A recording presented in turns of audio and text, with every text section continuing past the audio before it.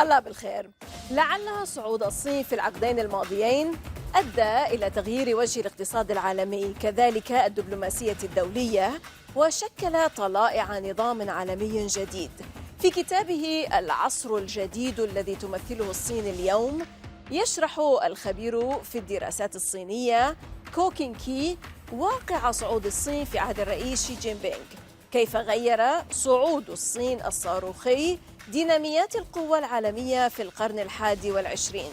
هل يشهد العالم مع اكتمال مبادرة الحزام والطريق فجر القرن الآسيوي؟ هل يعتبر الغرب صعود الصين تهديداً للنظام الدولي الليبرالي؟ من المنافسة الجيوسياسية إلى التعاون الجيوسياسي، هل تعيد الصين تعريف الديمقراطية في عالمنا اليوم؟ وما هي رؤية الصين للنظام العالمي الجديد؟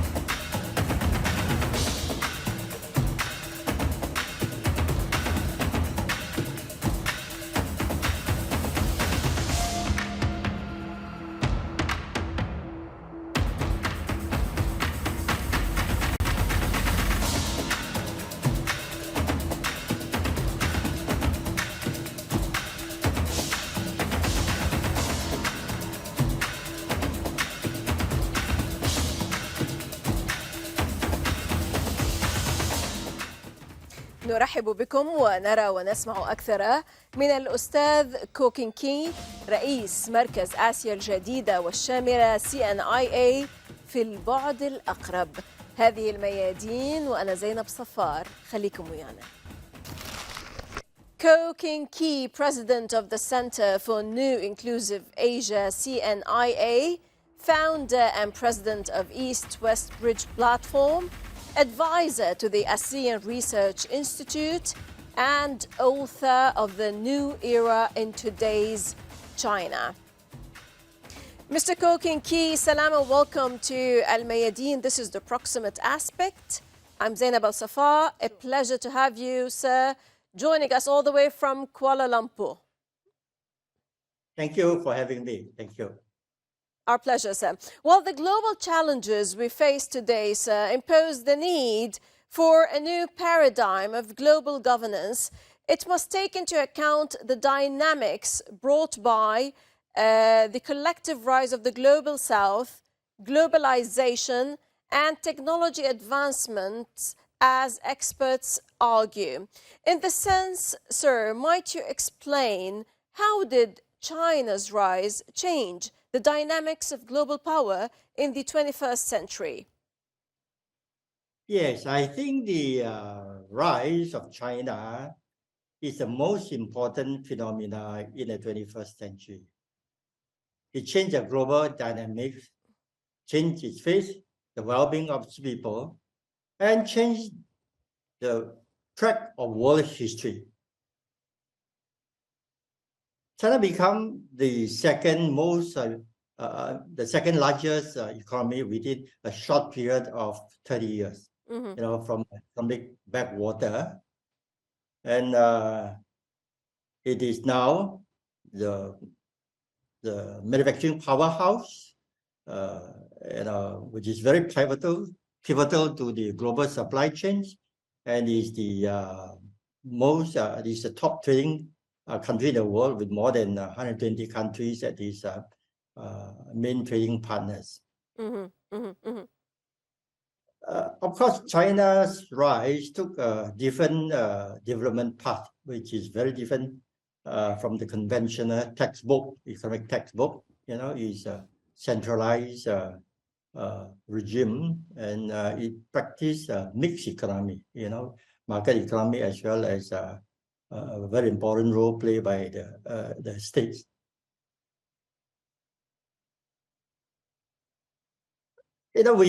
China's rise is realized within the current global system.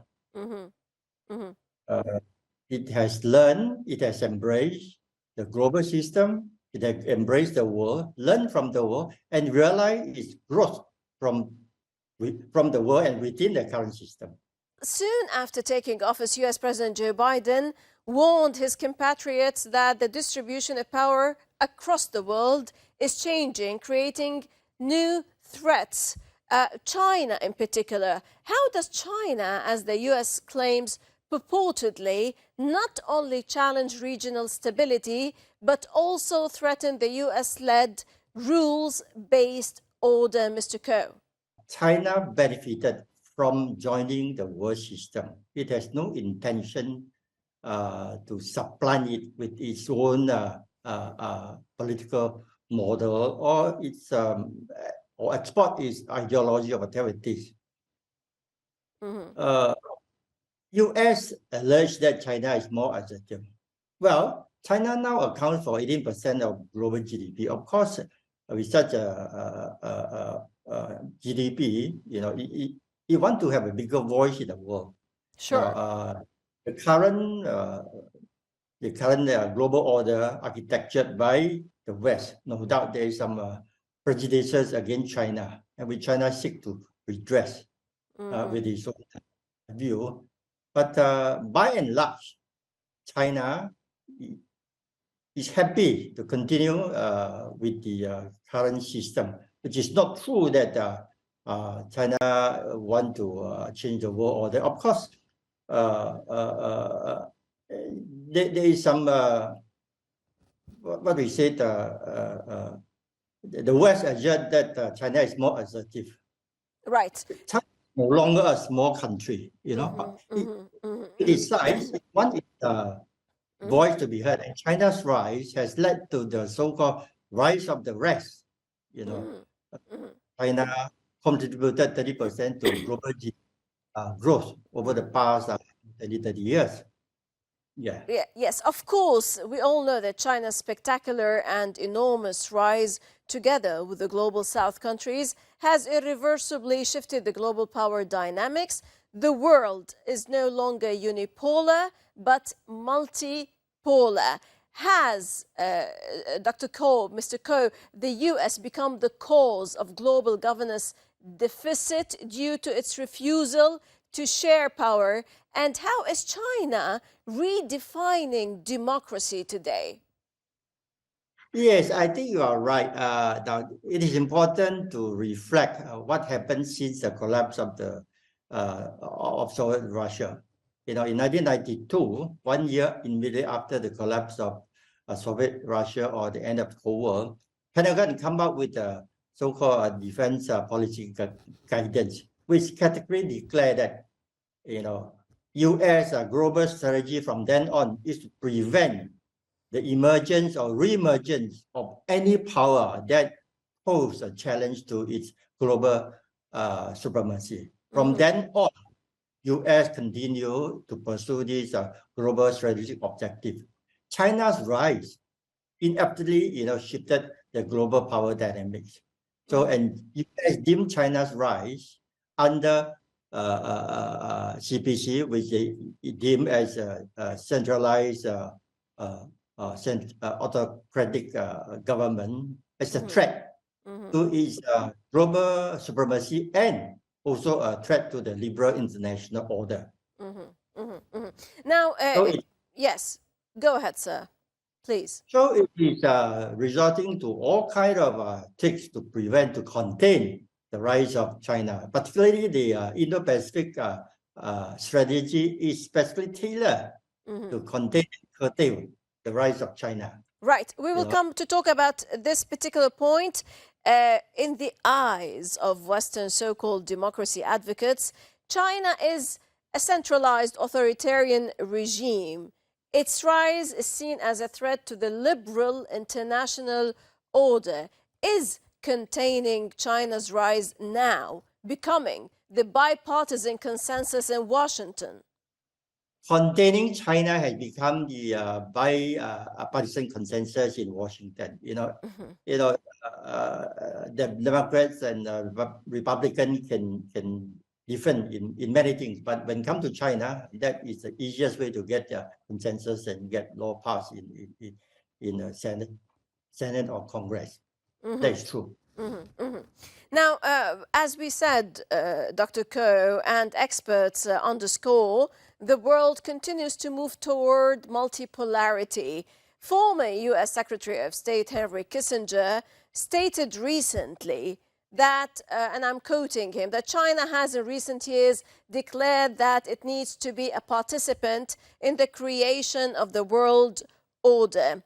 Might you try to sketch more the contours of this Chinese world order, and how is China turning geopolitical competition into geopolitical cooperation with the concept of a community with a shared future? Yes, I think this is very important. Yeah. President Xi Jinping has propagated this concept of a community with shared future as this concept of global governance, which is inclusive, and it emphasizes that there is no civilization in the world that is more superior than others. All countries should respect each other, learn from each other, and we should love planet Earth, which is which we all call home. You see, because it is important. We are all members of. We live this global village. We are a community of shared future. So, which is very different from the Western-dominated global order, which their view is either my way or highway. You have to conform, to my value, to my system, and benefit my country. And that's how the West dominate and the world, in their view. Well, to bring you to our part of the world, we know that China remains the largest trade partner of Arab countries, with trade volume reaching $430 billion in the year 2022. China's move into Middle East great power politics, in particular, shows a new capacity and willingness to act. Wu Xinbu, Dean of the Institute of International Studies at Fudan University in Shanghai, said, quote, "In the past, we would declare some principles, make our position known, but not get involved operationally. That is going to change. Why now, Mr. Ko?" Yes, I think the Ukraine war, has changed the global geopolitical landscape. China has brokered the very proximity between Iran and Saudi, and they have these two countries have reconnected and resumed their diplomatic relations. So as China become more, what they say in the words of the Chinese government, walking closer to the central stage of the world, you would like to play a more constructive role, as a broker, as a peacemaker, and implement its view that peace and development goes hand in hand, and the world needs peace for development. And I think this is a very major shift in the geopolitical landscape of the world from now on. That in the past, Middle East and Central Asia used to be, dominated by US. US used to be the main player in that part of the world, but now it has changed. Not too long ago, China convened this China and Central Asia summit, and of course last year, President Xi Jinping visited Saudi and was given a very warm, unprecedented welcome. So these are all signs that it's changing, and the Arab countries, the Muslim countries are moving towards China. Sure.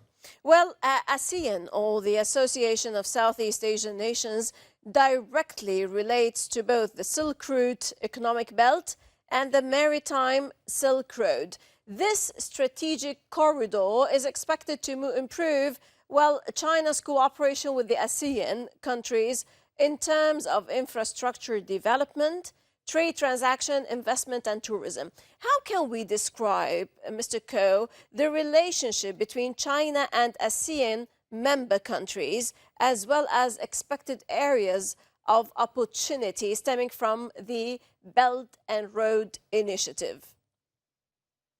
Yes, China and ASEAN countries have very long, cordial relationship, dating 1,000 years back. And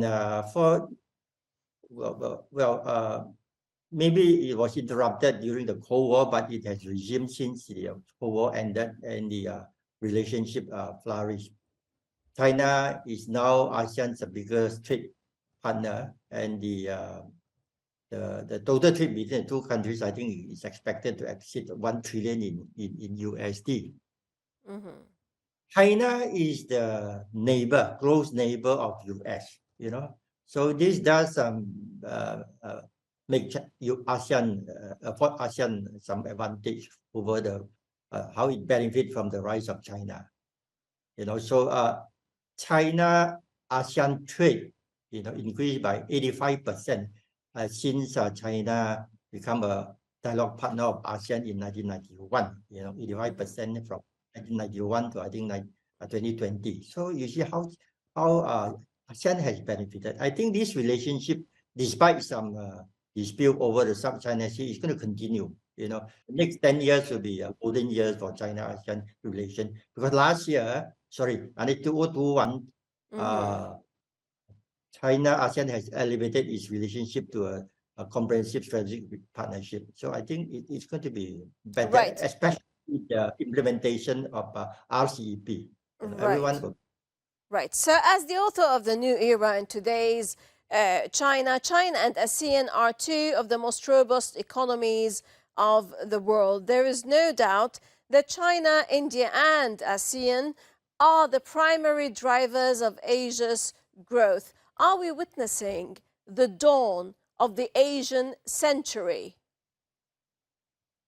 Yes, of course. Many people said we have witnessed the dawn of the Asian century, but it's interesting to note that President Xi Jinping also said this is dawn of the Asia-Pacific century. That means it's more inclusive. So China's rise provided impetus to the rest of the ASEAN countries, particularly these ASEAN and also South Asia, for example, Pakistan, even India benefited, and Bangladesh. So yes, and then Korea and Japan, despite the fact that the U.S. allies, they benefited tremendously from China's rise. For example, Korea's trade with China is equal to what I think is equal to U.S. and Japan combined. It's much bigger, and China trade is double the volume of ASEAN U.S. trade. Right. Well, in this sense, on the other hand, one just has to take a look at the U.S. strategic framework for Indo-Pacific, which is the policy guide for the U.S. to counter China in the Indo-Pacific, to understand the strategic importance of ASEAN to the U.S. and that a loss in U.S. preeminence in Indo-Pacific will weaken its ability to achieve U.S. interest globally. How is the Biden administration implementing the action plans of the strategic framework to counter China's growing influence in the region? Yeah, firstly, I think we have to understand that Indo-Pacific is a geopolitical term. It is not a geographical term. So Indo-Pacific was created to pull India in, and then promote the role of Quad, quote unquote, in India.